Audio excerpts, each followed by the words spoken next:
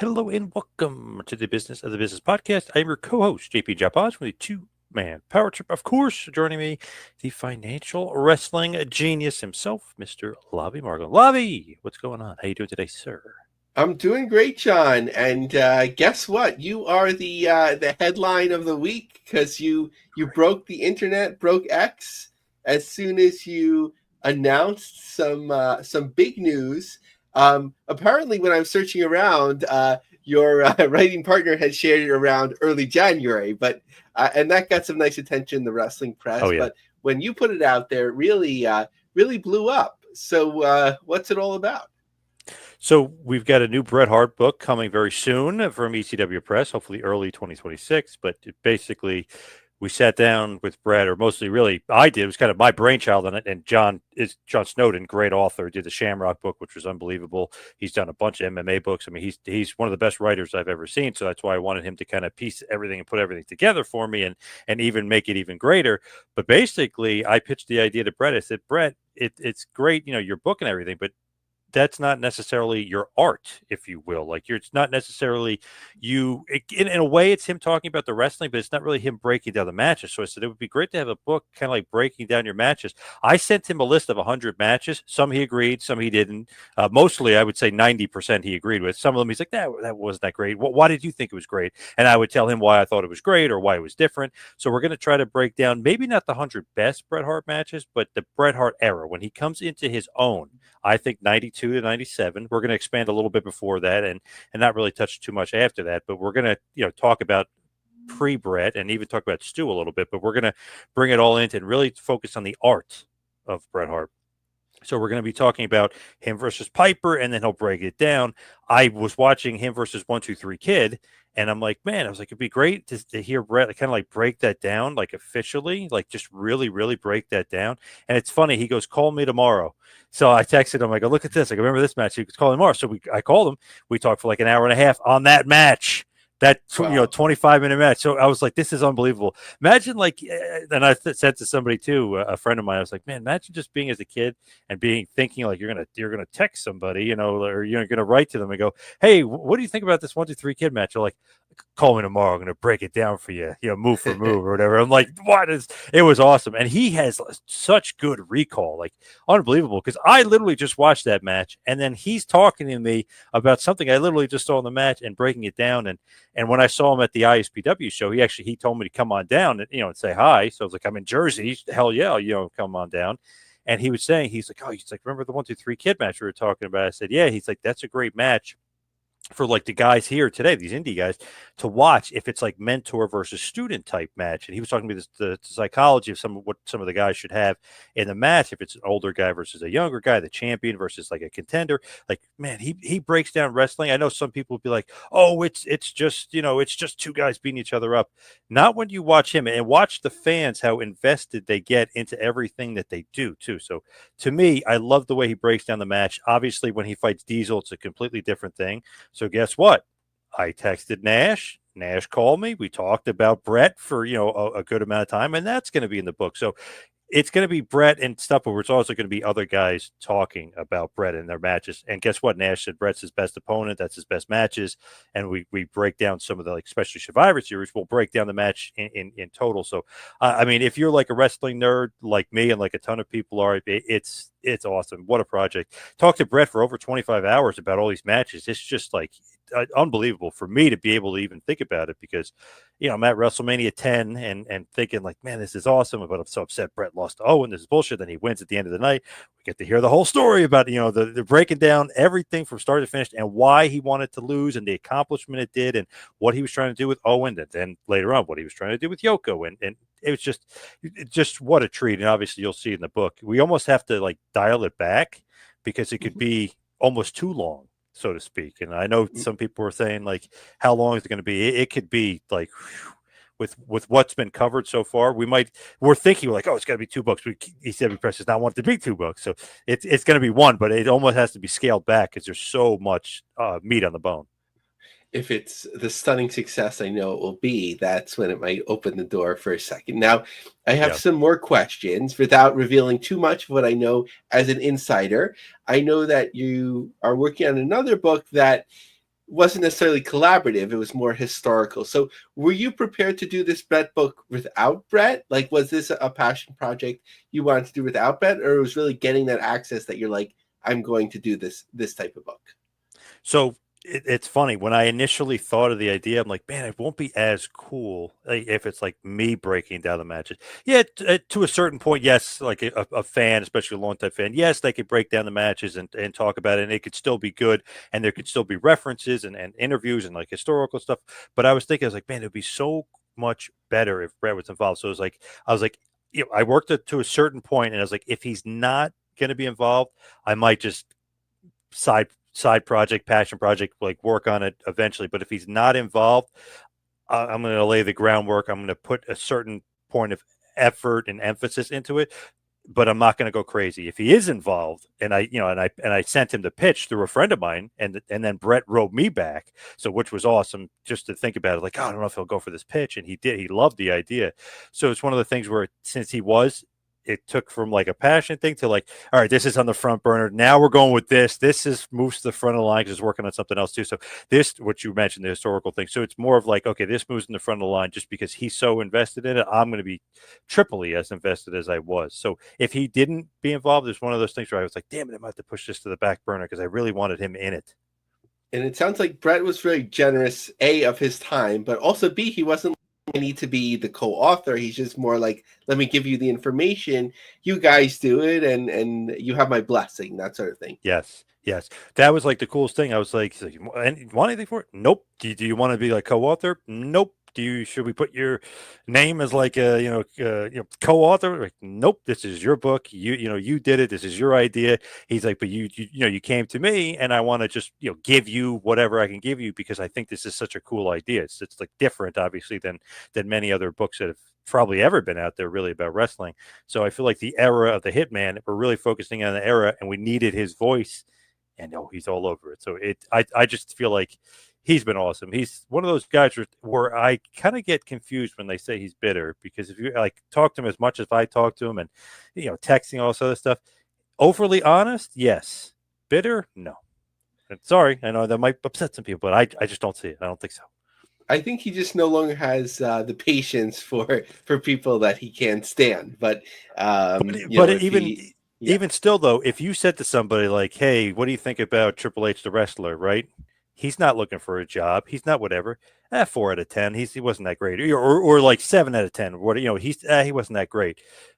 Oh, he's bitter. Oh, no, I think that's pretty damn honest. Like, you know what I mean? He just didn't think he was that good a wrestler. Then if you say Dynamite Kid and he goes, 10 out of 10, he was awesome. He's just being honest. That's exactly what he thinks.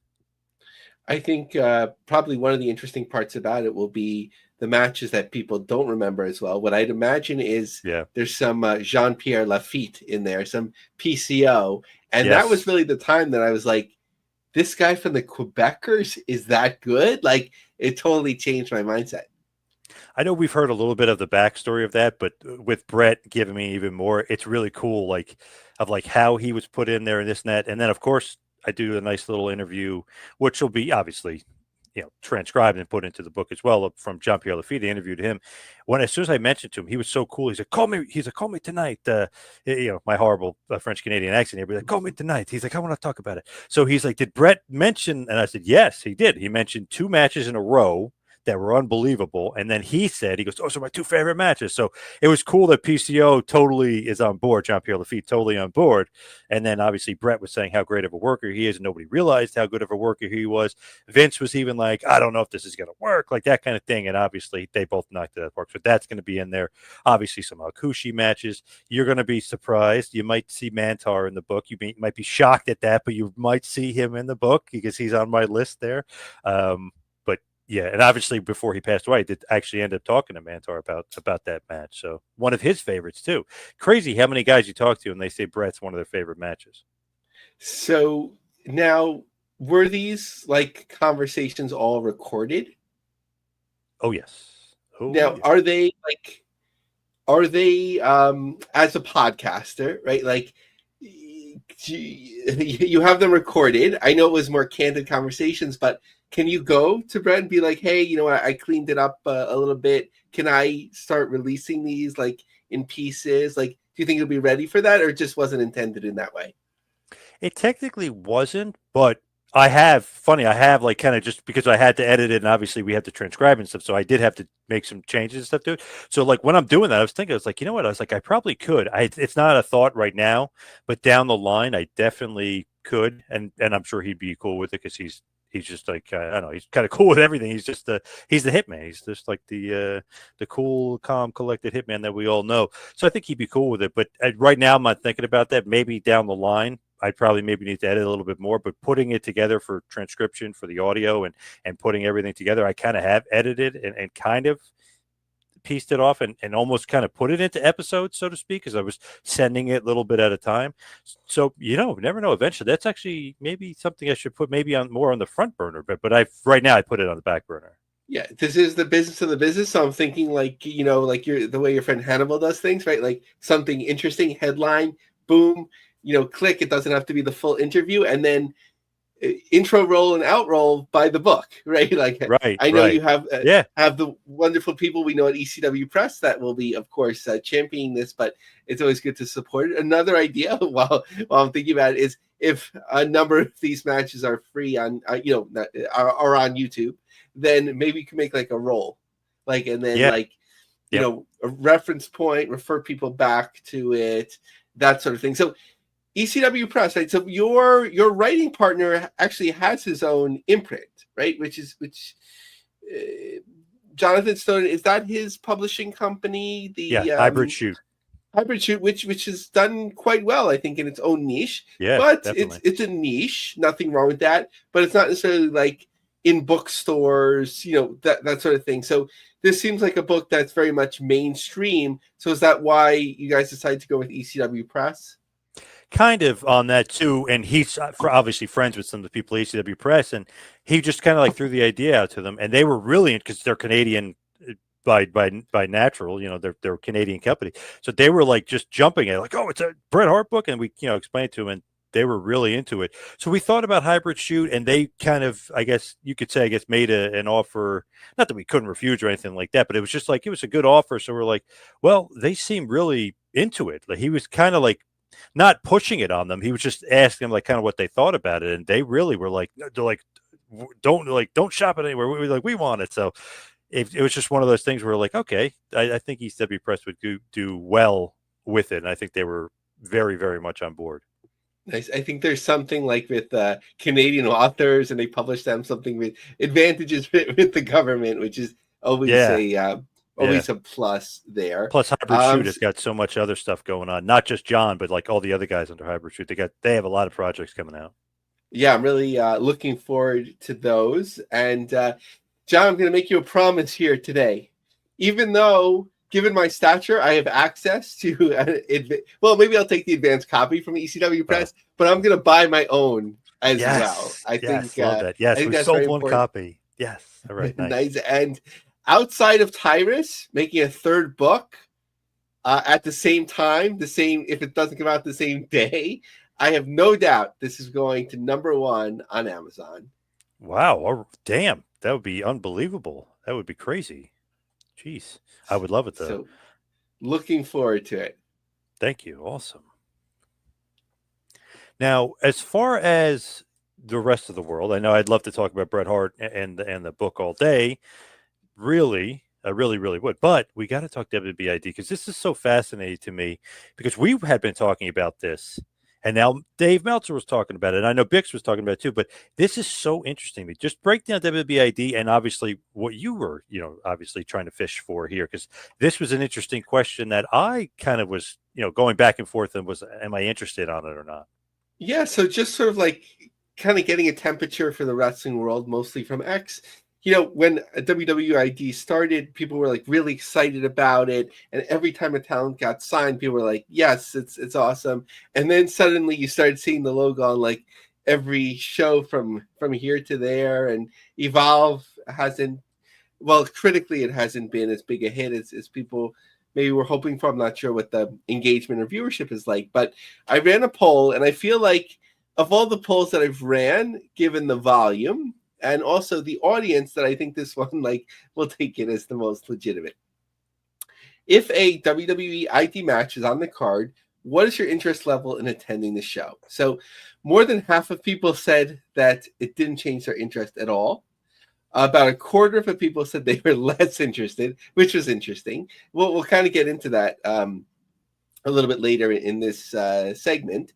And about 25% were either more interested or interested because they hear of ID. And that was interesting to gauge. So we haven't heard of, like big pop in attendance or anything like that with ID talents being on there, whereas people, I wouldn't attribute it too much to it, but it certainly helps a lot where WWE talent are popping up in TNA wrestling, and that seems to make a difference. But the championship tournament for ID is something else, especially when it's a new thing and a young thing. So WWE ID announced that tickets for GCW presents the ID tournament on April 16th as part of the collective will go on until 10 a.m. this Friday. So I remember when Bret announced the collective, he's like, this is not, even half the announcements yet or whatever it is. And then there was a Dragon Gate show that is taking place another part of the venue.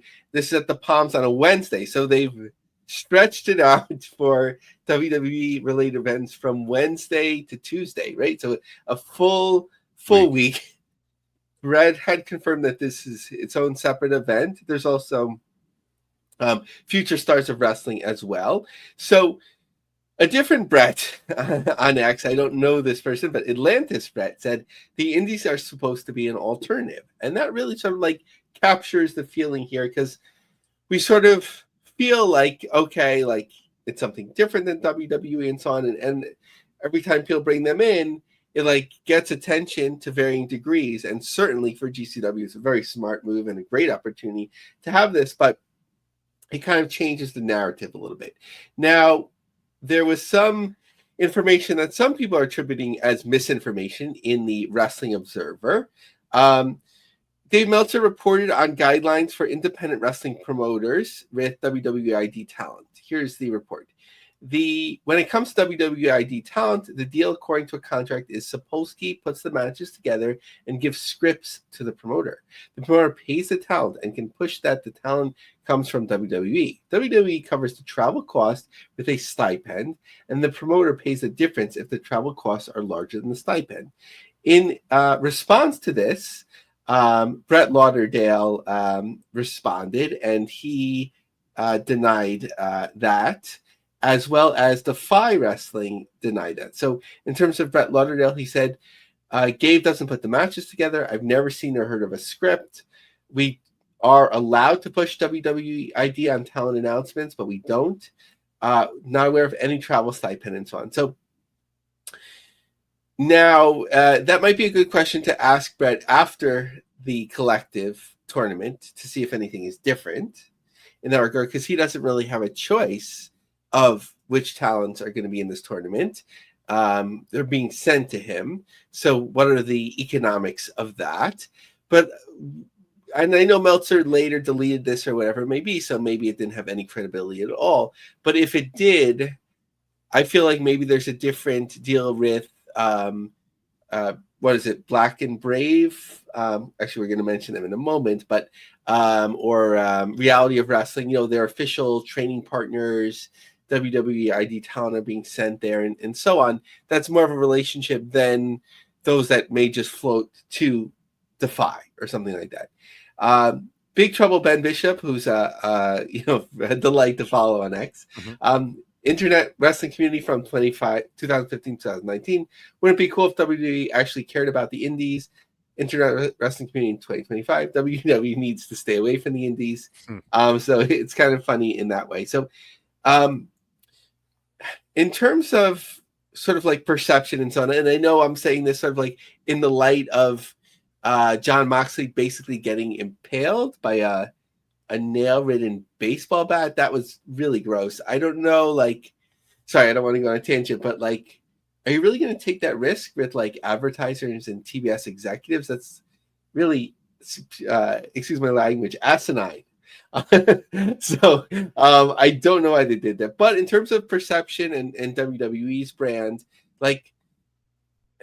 there was Black and Brave. Now I have the name right. They ran a show in Davenport, Iowa, and I'm just gonna read it a little bit about it that was covered in the local press. Underground pro wrestling at Gabe's, not Sapolsky's. Amidst severe storm threats, over 100 people gathered to watch an underground pro wrestling event at Gabe's in Iowa City on Friday, March 14th. The event featured 4 matchups between professional wrestlers of the Black and Brave Wrestling Academy based out of Davenport, Iowa. All wrestlers who performed have completed a 3-month training process and traveled to various independent shows across the Midwest to showcase their talents. And then you see, like, whatever it is, it's basically like no ring wrestling, and they're slamming each other with random objects and all that. So, like, for an independent show, it's sort of like unique, and I know it was a thing here in Brooklyn for a while, but like this is a WWE partner, right? So like training partner. So what's the look on them? So nothing wrong, nothing was broken from the show, but meaning like, again, I think there's like that need for like formality and structure, and it just doesn't look good for the WWE brand, even if it doesn't necessarily travel that way. Really, I don't know. That was crazy. We won't get into it because obviously we're not talking about that, but that spot was a little crazy. Looking at this, speaking about a little crazy, what about GCW? What about Game Changer Wrestling? So I didn't get like a final attendance or even row count for Atlantic City on March 15th or 16th, but it didn't look it didn't look great. It seems like Atlantic City has been down for a while, which we've talked about. But one of their main draws, A, the summer, so good weather in June, and B, deathmatch, talking about that sort of stuff.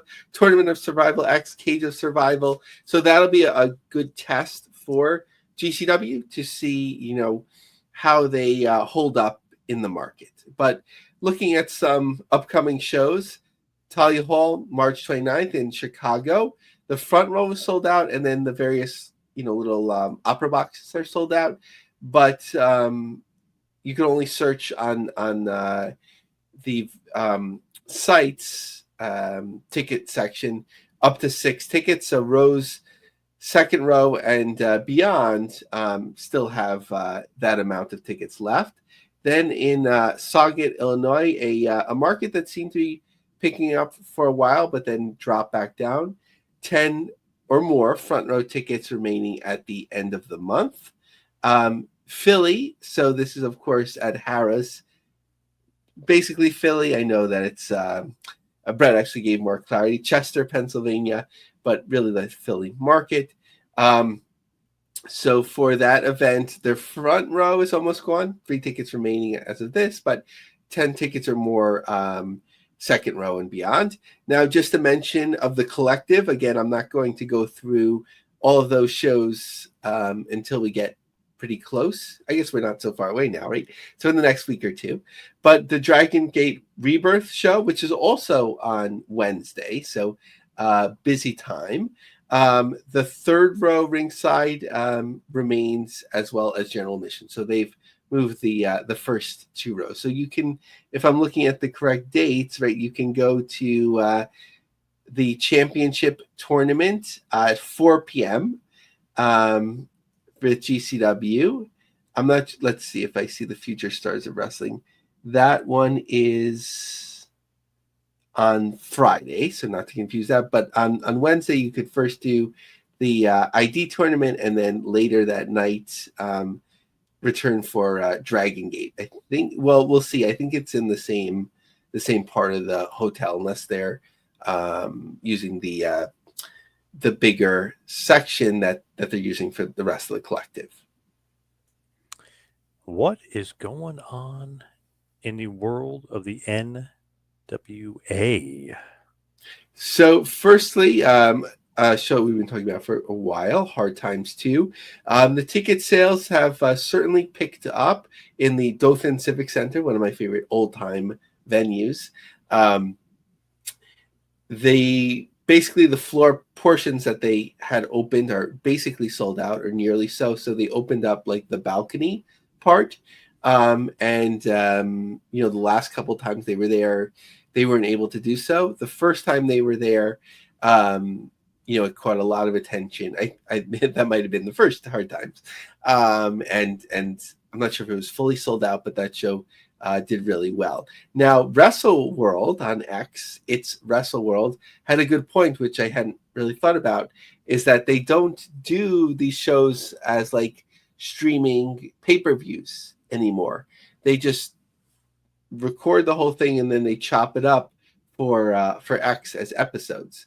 So I'm not sure if the reason that they're doing this is it's just not worth the cost. They're not getting enough buys on Fight or Triller or whatever it may be, or to do it as a standalone type of thing.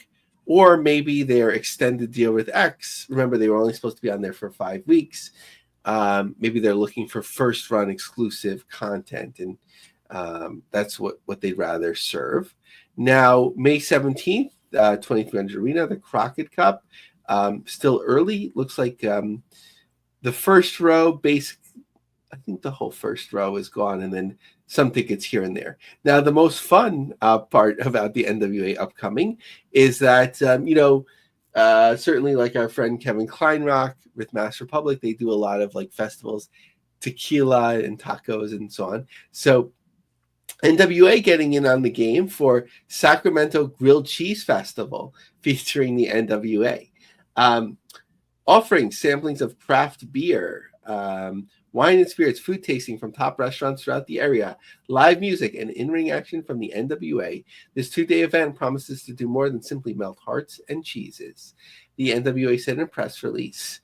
Admission, this is interesting. I guess a lot more going on Saturday, but Saturday is $100 for entry and grants visitors an adults-only affair featuring unlimited grilled cheese, beer, and wine samples. I guess you could get a lot of the alcohol that day, I would speculate.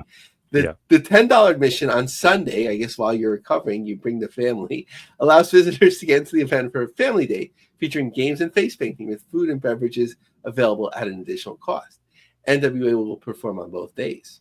In addition to pro wrestling, the event features bands and music and all of that. But kind of cool, like, especially we talk about like NWA, they have talent, under contracts and so on. This is like a sold event, so it's good to get some revenue there. Now, I found something interesting, John. This might be of my own ignorance because I only became aware of her in the last 2 or 3 years. I didn't know Natalia Markova has been wrestling for like 15 or more years already. Oh, I didn't know that either. Wow. Damn. Yeah. And she started her career in Russia. Then she traveled, I looked it up on Cage Match or whatever, but, and then traveled to Europe. And then it was, Shine?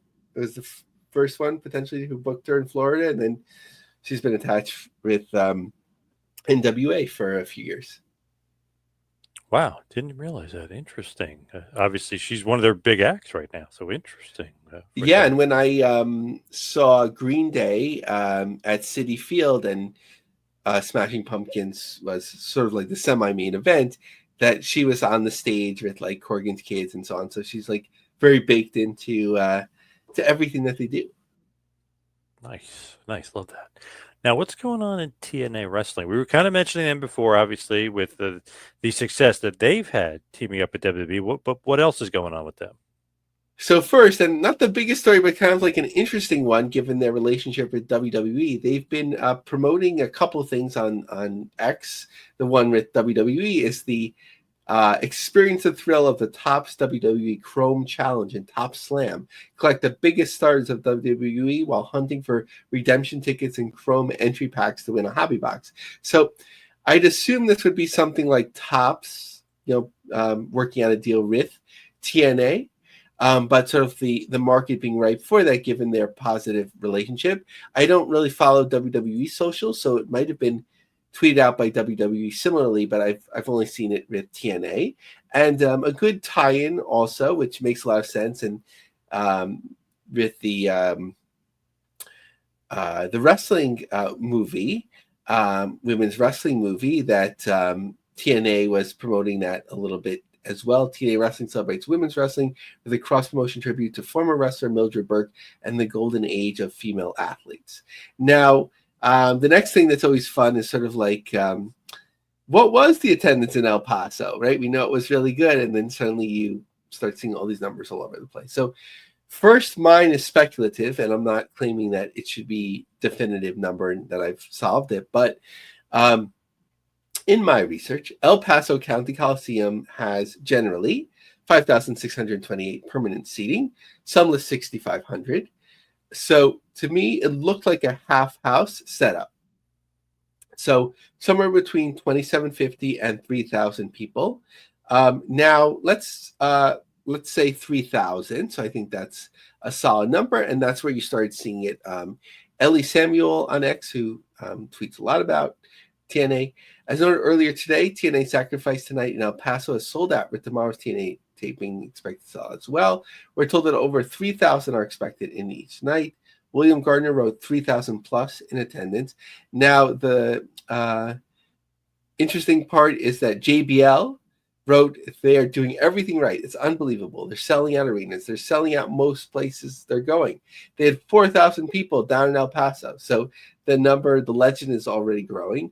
But also, one of the most interesting parts about it is that Rafael Morphy, who had been an AEW executive and, of course, has been involved in the business forever, and was even mentioned in the recent book about WrestleMania 3, more of being a fan at the time and traveling to Detroit. But thanks, this is TNA, for allowing me a small contributing part of a historic weekend of live events for the company in El Paso.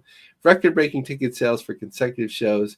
Great to help out at these events. I love pro wrestling. It seems that I was confirming with his LinkedIn account that he's still with Barclays, but maybe he has time here and there to get involved with TNA.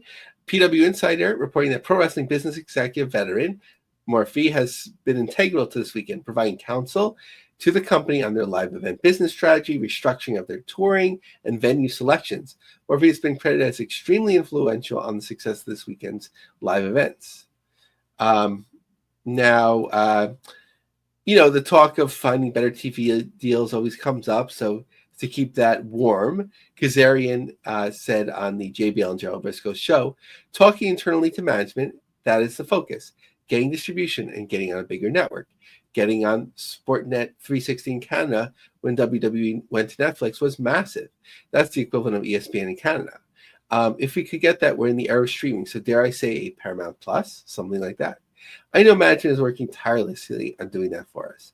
With the momentum we have, I would hope by the end of the year, we would have a different distribution deal getting more eyes on us. So that's, always the dream for every wrestling company, if only, right?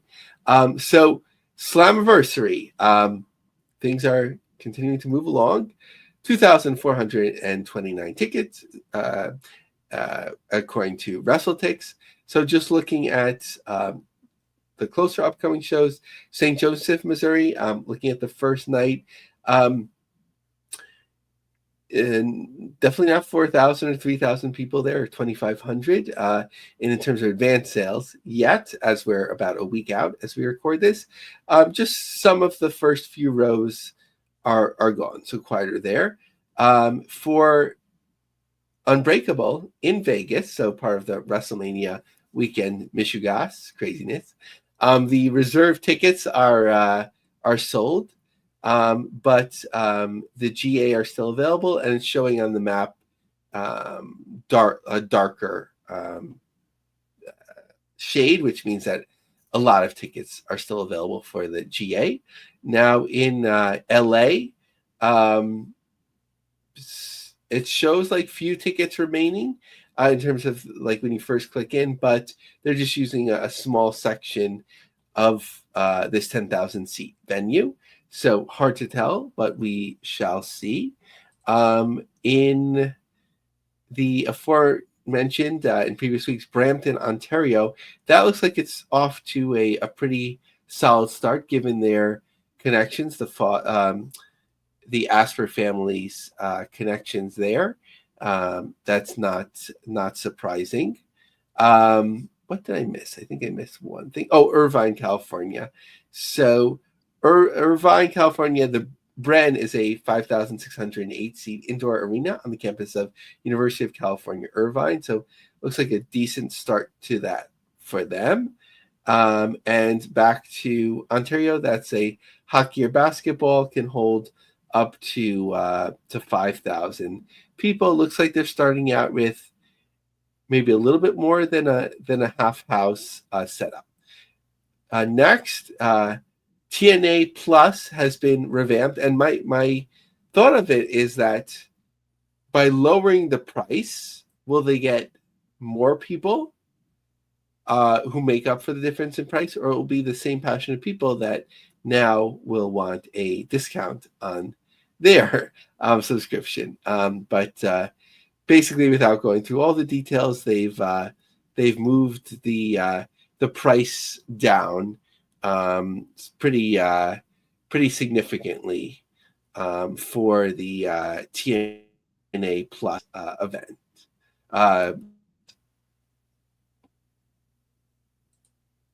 Yeah, if you look at it, saving is significant if you do it annually. That's for sure. But yeah, I'm just. Oh, sorry, John. I'm just curious. Yes, you go. Oh, do you think that that'll entice more people to do it? Because it's almost like more bang for your buck, really. I mean, that's like $60 a year there. Yeah, no, it's a good question. Like, maybe now's the time, right? Because their champions are pretty high profile. People are curious about it. You have them floating through WWE. Even Joe Henry is going to be on Raw, right? Or he was on Raw. I'm not sure what the story was with that. So like, it's not just limited to NXT. So maybe this is a good time. Give it a try. Hey, why not? As far as MLW is concerned, what's going on? They seem to have some big news coming out of MLW. Yeah, so something that broke shortly after we recorded a little bit early last week, but something we can chew on here a little bit more. MLW has appointed Emmy-winning actor and wrestler Paul Walter Hauser as executive producer. In addition, MLW has signed with Hauser's management company, Artist First, for representation with the goal of securing television and streaming distribution, as well as brand licensing partnerships. Let's skip ahead here. As executive producer, Hauser will play a major role in shaping the creative and business direction of MLW, as well as boosting its promotional reach across media platforms and driving new content initiatives. I've been a lifelong fan of wrestling, and MLW represents everything I love about the sport: hard-hitting action, compelling characters, and innovative storytelling. I'm thrilled to join MLW as executive producer and look forward to working alongside the team. Hauser transitioned from Hollywood to pro wrestling in what he called the reverse Dwayne Johnson. Court Bauer said bringing Hauser on board as executive producer and teaming up with Artists First marks a major milestone for MLW. Paul's passion and creative insight, combined with the industry-leading expertise of Artists First, will propel MLW to new heights and expand our presence across multiple platforms. So I think it's something different. It kind of sounds like they're giving Hauser the keys to the castle. The Paul Walter Hauser thing, he gets a lot of attention where he goes. I kind of don't get it exactly. Were you familiar with his work in Hollywood before the wrestling stuff? Yeah, because I watched Cobra Kai, so I know he's the Stingray character on Cobra Kai. He was actually very good. He's actually a pretty damn good actor. I just love how he's kind of doing it backwards. He's getting into wrestling now after he got famous. Usually, I don't know. You don't see a lot of famous guys that love wrestling. Like, oh, I'm going to start wrestling. It just, I don't know. So maybe like Bad Bunny, and maybe it's a little bit more prevalent now. But I don't know. It's usually like LT with like after his career's over. I mean, the guy he's still really popular in Hollywood and obviously getting a lot of gigs. So he must just love the wrestling business. Okay, fair enough. Like, I guess it's good for MLW, right? Like they need something different. Get a little buzz. Yeah. Although at the gate, apparently they're not doing badly. Meaning MLW Battle Ride sells out in LA. So with this venue here, what I could tell online was that it could be up to 1,400 capacity. I'm thinking, that this is more of like a ballroom type of setup. So maybe if it's like a big cocktail party, so something like that. I was a little too lazy to count every dot on the map, although I have it saved from before it closed out of saying sold out. But it looks to me to be about 1,000. So certainly a win there for them. Also, Chicago Azteca Lucha in May looks, in terms of its reserve seating, looks like there's just a few dots on the board there. New York in June, it's still a little bit early for, so most of those tickets are actually about half in terms of reserve still remain. And of course, in Dallas in September, not too many tickets released yet. So some of the first row sold out, some of the second here and there, but they might get there in Dallas, and depending on how many seats they release. Certainly a big win for them last time they were in Dallas, and a smart move to announce the show early to get things going. What is going on in New Japan Pro Wrestling? Because it seems like even they have some pretty good news, just as far as maybe not sold out, but a decent amount of tickets sold for their U.S. shows. Yes. So in terms of Chicago Windy City Ride, it's like we've talked about in previous weeks, it's been a test in terms of like how much are people interested in New Japan still. Certainly Tanahashi's last US match is the big draw, and they've been going a clip of about 100, 120 tickets a week in terms of moving it along. So in the context of like 2018, would 3,300 tickets be a big deal for Tanahashi's retirement match? Probably not, but in today's context, any promotion that's not named WWE and that's not named AEW most weeks that does over 3,000 tickets, that's impressive. So, Yep. And probably the momentum will build. It's not so far away as we record this, but it'll probably build like in terms of the week or two before. So maybe a little bit after your first hearing this. Now, somebody had a good point about the Ontario, California show. Actually, they did not have a great point. I don't think they were looking too closely. It is on a Friday. They were sort of saying, why are they doing it on a Wednesday? It is not occurring on a Wednesday. Friday, May 9th. So 737 tickets distributed of a 3,721 seat setup. Let's see. They kind of need a draw there. This might be a little bit more ambitious for them in terms of drawing a big house. It does seem like okay, just as far as the Tanahashi retiring, like 3,000, that's it. But to me, that's a pretty big number, especially because there's so much wrestling out there, and obviously they've lost a lot of star power, and they've lost a ton of guys to AEW. So I think that's great. Maybe that other show, maybe not so great, but that show, it definitely a good draw for Yeah. New Japan. The one thing that I guess that they're losing out on is that, and I think New Japan has done this sort of mistake before. This would be the type of thing that people would travel for. And it's the week before all the WrestleMania stuff.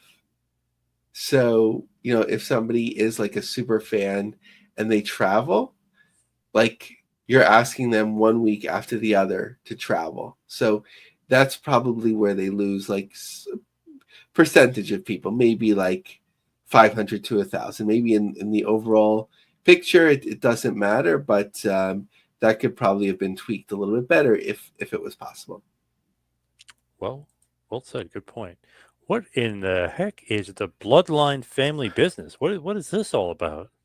Yes, so my Google alerts came to the rescue. I pulled this out of the famed Here and There section because it's an article. Now, it's from KALW, and the author is Demetrius Johnson. So I don't know if it's Whoa. maybe that's no, that's my question. Like maybe it's just a common name and so on. I don't know if Demetrius Johnson is a journalist as well. Very well could be. Don't want to start any rumors, but whomever it is, it's Demetrius Johnson that wrote this article.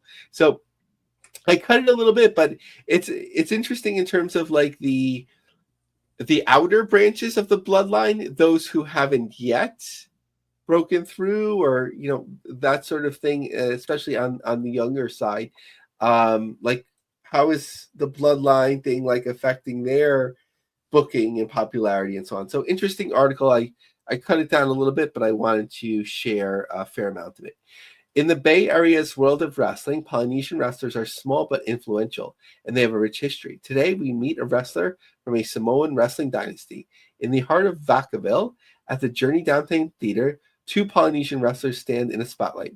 Different colored lights flash through the arena. Fans packing close to the ring, which is covered with blood, thumbtacks, and broken glass. Wrestler Journey Fatu grabs the mic and addresses the crowd. There was something deep down inside me that was born on March 12th, 1996. Oh, well, we missed his birthday. Happy belated birthday. As the crowd listens intently, Journey acknowledges someone special in the audience. Shout out to my mom. She's up there in the corner. The crowd erupts in chants of thank you, mama. Journey speaks in his first language, Samoan, thanks his mother for loving him, his brothers, his sister, and his father. Then, with raw emotion, Journey delivers a powerful statement. One more thing. Without my mom, there wouldn't be a SmackDown. That's awesome.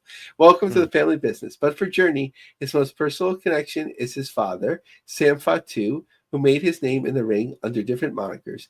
First, as well, we know, Time Kid, Samoan Savage. Growing up in the business, Journey didn't always understand that his father what his father did for a living. When I was little, I didn't know what my dad's occupation was. We watched wrestling, but I never knew. I had no clue. I was a very bad kid. One of those snot-nosed kids running around, flipping you off and messing with you. A big part of pro wrestling is the constant travel from one show to another. Traveling from state to state, Arizona, LA, Vegas, Sacramento, San Francisco, back to LA, Arizona. We were in the car for Lord knows how long. Journey remembers the people in the car with them looking a little unusual. You know, there's a lady with a mohawk, this guy who has slick blonde hair, the other guy who has a big mustache. He later realized they had been riding along with Luna Vachon, George the Animal Steel, and Ox Baker. Growing up in the wrestling world, it was almost inevitable that Journey would step into the ring, but it wasn't until 2015 that he finally did and took one phone call, the call that changed everything. The call came from his brother, Jacob Fatu, Samoan werewolf, who was recently signed by WWE. He was asking me, what are you doing this weekend? I'm going to be out for some wrestling. I need a tag partner. It's either now or never. That was it. Journey had his first match, and his father watched from the sidelines. My dad said, you know, you were having fun in there for your first match. Journey's dad praised his selling, his ability to react convincingly to an opponent's move. Journey wanted to carry on the family legacy, but also be his own kind of wrestler. He found his identity in deathmatch wrestling. For Journey, though, it's not about smashing another wrestler with fluorescent lights and splashing blood in the ring. The legacy that I'd love to leave behind is somebody who truly cared about deathmatch wrestling. People used to call these guys marks and idiots that just swing stuff. We're idiots that do art. And we make this beautiful, absolutely gorgeous. Well said by Journey Fatu. Now, you mentioned here and there. That's obviously the greatest topic of all time, my favorite topic of all time. Let's talk here and there. So, John, bookending it here, we put you on the spotlight to start the show. Now you're starting at the here and there. ISPW 1000 in attendance. Bret Hart. And the Mighty Maccabee. I loved it. I didn't know Jeff was going to be there, Jeff Buchanan, the Mighty Maccabee. So I ran into him. We watched the whole show together. I was hanging out with Brett for a little bit, but for the most part, I was with Maccabee basically the whole night. We were critiquing the show. The Danny Moff versus Crowbar cage match was pretty crazy, especially since Crowbar did a jump off the top of the cage onto Moff, who was on a table, and oh, man, that was kind of crazy. So I think I saw it was a good clip show. of that. Yeah, pretty crazy. Good show, though. We enjoyed ourselves.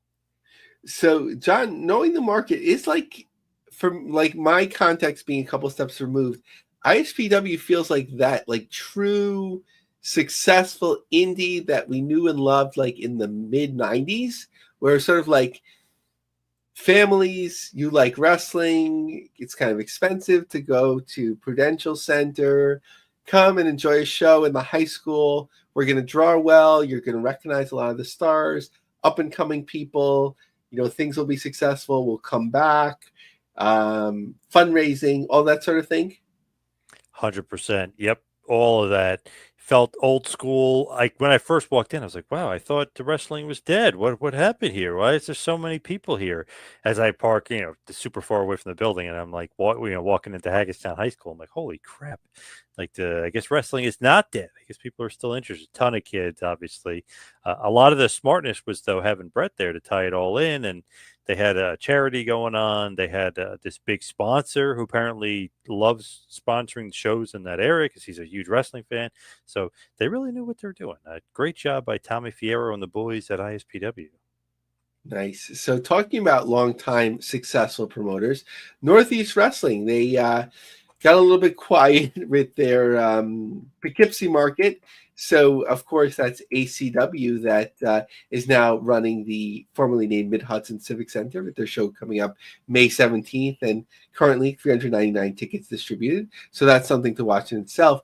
But NEW is moved itself in terms of a major show much closer to me in White Plains. Now, to me, I consider the White Plains venue to be the Westchester County Center, to be like when WWE's like top C market, meaning that they could go there and like sell out or nearly sell out, like pretty much no matter like in what era, whatever it may be. They might have like burned it out a little bit as they were using it for like Superstars tapings and Raw tapings and so on, like in the mid 90s. But in and around that, they've always drawn. There was one independent show that had, I think, Sid and Shane Douglas on it, like during the peak of wrestling, that I think sold out itself.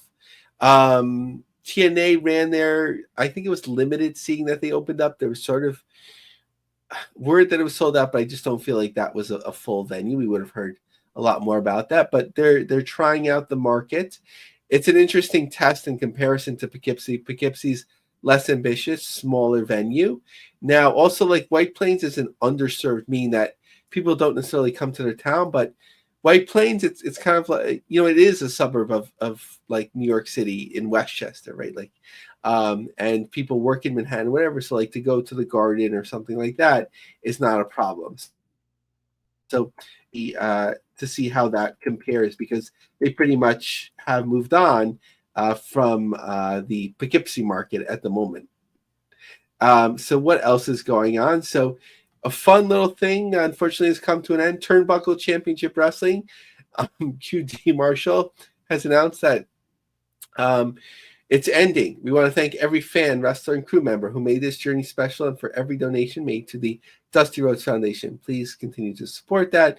Then there's going to be something called One Fall Wrestling that will kind of replace it in some of the venues in the area that they're running. When Turnbuckle Wrestling was announced, I did send them a message to guest on the show. They didn't take us up on it, but I'm not going to say that's correlation, but maybe they should have gotten out there a little bit more. House of Glory, we had been watching the Mercedes Moné March 15th, how ticket sales were going and so on. So this was the day before, and I think it was really like a price point thing. They had been lowering, I believe, the VIP stage seating. It was as low as $150, which included the t-shirt, event poster, a bag, and bar hostess. 20 or more seats remained as of the day before. The second and third row, 20 or more seats remained, as well as general admission. But the front row was sold out. But interestingly, the fourth and fifth row were as well. So that indicates a price point. Kevin Kleinrock and the Masked Mania crew, they're running two very big venues. Some work to do, and we wish them luck on continuing to move tickets along. But at the moment, May 3rd in the Gas South Arena in Duluth, Georgia, 573 tickets. And May 4th in the Bojangles Coliseum, 359 tickets distributed. I think they need a real draw, something compelling to bring the fans in. And finally, we don't talk about it as much, but apparently they have seasons. I thought it was just 52 weeks, but new season of United Wrestling Network, announced by Dave Marquez on LinkedIn, begins on April 4th, and we start with a bang. This year, you'll see talent from AEW, WWE ID, New Japan, and UWN favorites battle for title shots and in-ring excellence. Big thanks to our advertising and broadcast partners, especially Gray Media. Check your local listings for time and channel. Our next television event is March 25th at the Irvine Improv. Nice. Look at that. Look at Dave looking all snazzy in that picture with the suit on. Also, you got to mention Homicide retiring. Kind of maybe out of nowhere, they found a cyst on his brain. So, got to mention Homicide. One of my all-time favorites. Love Homicide. He is the man. He was great. One of the best. Maybe that Ring of Honor Championship match with Danielson could go down in history too. That was unbelievable. So, Yeah, hopefully, best to Homicide. in that like era, that time and place, right? Like he was there with like all time legends, but like he had the belt and no one questioned it. So he could, he could certainly hang with them. It was great. Something I always felt bad about was, remember, I think it was that TNA 3 hour special when Hogan debuted, and they had that weird like Thunderdome cage Oh, so where bad. you Yeah. had to climb out the top, and he like something about it, he just couldn't get there.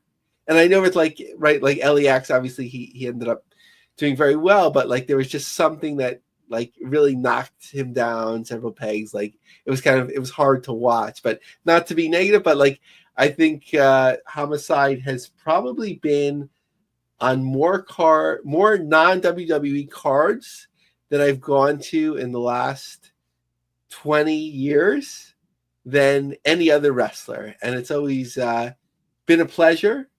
A good friend of Catalyst Wrestling as well. So sorry to hear it's not necessarily on his own terms, but we wish him good health and success in whatever he does next. And hopefully he wants to stay involved in wrestling in whatever capacity works for him. One of the greats, no doubt about it. Good luck to Homicide.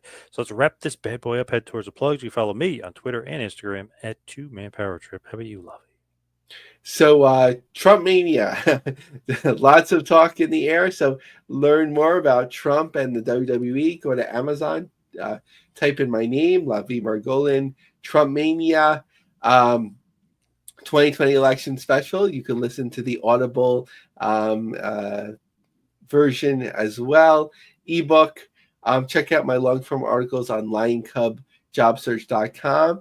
And as it says in the subheader, the business of the business is on LinkedIn. We are well over 100 members at this point. So come on in, join the fun.